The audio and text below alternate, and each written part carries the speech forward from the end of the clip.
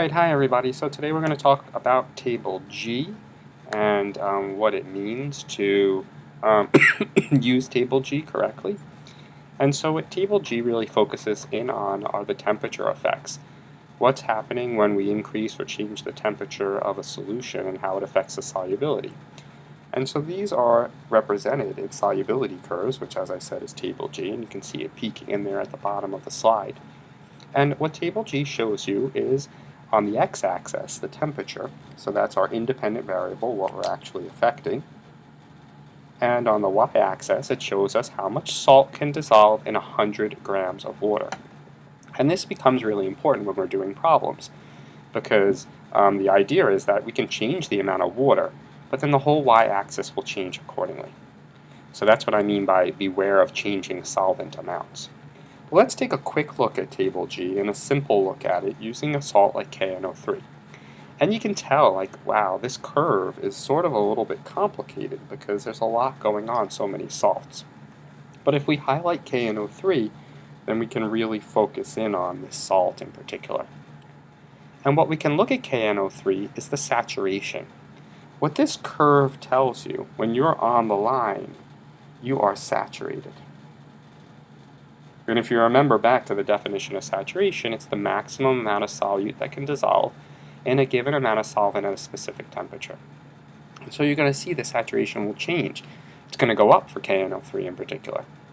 So at 10 degrees Celsius, if we hone in on the point here, this is somewhere around 23 grams. And that's per 100 grams of water. So if I was in the laboratory, I'd have my KNO3, which is a solid.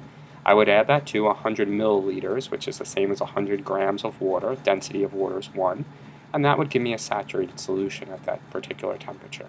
That's the maximum amount that I can dissolve in KNO3 at that specific temperature. If I went up to 20 degrees, well, at 20 degrees now I can fit more. Now I can fit about 35 grams per 100 grams of water.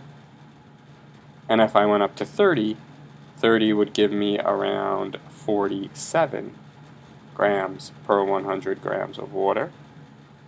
And if I went up to 40 would give me somewhere around 65 grams per 100 grams of water. And so all of these are saturated solutions of KNO3. I have a thing here for 60. If we did 60, you can see that one there. If we did 60, then we could fit up to 105 grams of KNO3 for every 100 grams of water.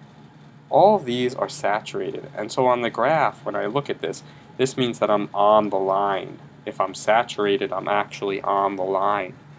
If I'm unsaturated, the point that I graph will fall below the line. And if I'm supersaturated, I will be above the line. Now, how do you make a supersaturated solution? Well, I would start at a high temperature. So I would start at maybe 50 or 70 degrees for KNO3. And at 70 degrees, I can put a lot in there. I can put over 130 grams of KNO3 in the solution at that temperature. If I let the solution cool very, very slowly, and I cool it down, that 130 grams still stays in solution. Yet there should only be, at that lower temperature, somewhere around, we did this at 20, somewhere around 35 grams. So all this extra is in the solution when it shouldn't be. That is how you make a supersaturated solution. Now they're very unstable. They crystallize out very, very quickly, and that's exactly what will occur. I can do a nice demo and show you what that looks like. Now, this is really the back end of what's going on with saturation. A saturated solution is a solution in a state of dynamic equilibrium. And the idea behind dynamic equilibrium is that you have dissolving and crystallizing at the same rate. And because of this, the concentration is constant. So the concentration isn't changing. The concentration is staying the same. But that is because you're dissolving and crystallizing at exactly the same rate. And that's something important to consider. When we look at this, how does this look through a diagram? Let's say, for example, I were to have my dissolved, this is my water solution here, have my dissolved, so this would be dissolved. And I'm saturated, so I would have some that is undissolved on the bottom here.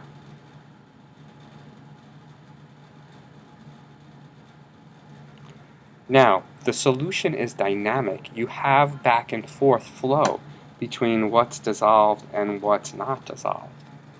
So if I were to let this sit and it was saturated, and I were to come back and actually be able to count molecules, what you would notice is that some of the ones dissolved now have come from the solid at the bottom. Notice I drew them in pink. Now originally on the bottom I had 1, 2, 3, 4, 5, 6, 7, 8, 9 of them. So I would have 7 of the pink ones left. 2, 3, 4, 5, 6, 7. What happened in the solution is that some of the purple ones still remain. Notice I started with 5 on the left and I end with 5 on the right because the amount dissolved hasn't changed. But what is happening is that some of that soluble salt, some of it that dissolved, has crystallized out. So now on the bottom I still have 9 in both cases because I have this changing. Now you can't see this in a solution, the particles are too small, but we can illustrate it here. You have this situation that's dynamic, it's changing. And that's what we see in this particular diagram here, that there's this change that's going on. Okay, to show you solubility curves again, here are some problems, and I'll do the first one with you to give you an idea of what it would look like to use the solubility curves in problems that, are word type problems. And then we can practice some of this in class. So the question asks, what happens if I dissolve 10 grams of KClO3 in 100 grams of water at 22 degrees Celsius? How much more can I dissolve at 40? So let's try this. So let's try and find KClO3, and I find it right here. And now they give me the temperature. They say at 22 degrees Celsius, so I find approximately 22 degrees Celsius. Let's go up to here. 22 degrees Celsius, I'm about right here. Well, if I look over to the y-axis, that is, at 22 degrees Celsius, 10 grams per 100 grams of water. So it asks me, what happens if I dissolve 10 grams of KCl3 in 100 grams of water at 22 degrees Celsius? Well, what I'll do is I'll form a saturated solution.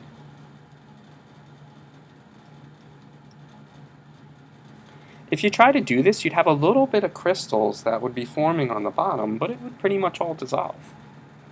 If I went up to 40 degrees and the same amount of water, well, now I could put more in. So now if I do that, I can actually dissolve an extra, let's say 7 grams. So I can dissolve an extra 7 grams into the 7 grams more KClO3 into the water. Let's try the next one together. How much KClO3 will crystallize out of a saturated solution at 70 if it's dropped to 10 degrees? And this is assuming 100 grams of water. I should have put that in. Well, let's try 70. So let's do a different color here. Let's go with, this green. And so we're at 70, so we're up here. And at 70, if I look over, that's about 37 grams. And then I cool it down to 10. So now over there I'm at 7 grams. Well, how much will crystallize out is the difference. So the difference would be 30 grams. Now, a problem that isn't on here that I think is worthwhile to do is, let's say I try to make a saturated solution of KNO3 at let's say 40 degrees Celsius in 200 grams of water. So now I'm dealing with KNO3, so let's highlight KNO3 here. It gives me the temperature, so I'll start with the temperature and I'll go up. Saturated means I'm right on the line there. So if I'm right on the line there, I look over and I see that that's about 65 degrees, 65 grams, sorry, of KNO3. But that's for every 100 grams. What if I was in 200 grams? Well, in 200 grams, I would have X. Or you could see, oh, it's double. So then instead of that, 65 grams, I would get 130 grams. So that's kind of how we're doing this. This is table G. I didn't answer this question right here. I want you to think about it. I mentioned it in the video. Go back and catch where I talked about making supersaturated, and how that would work. Alright, so thanks so much for watching. We'll practice this, and then next video we'll do all the math stuff. Exciting. Alright, thanks.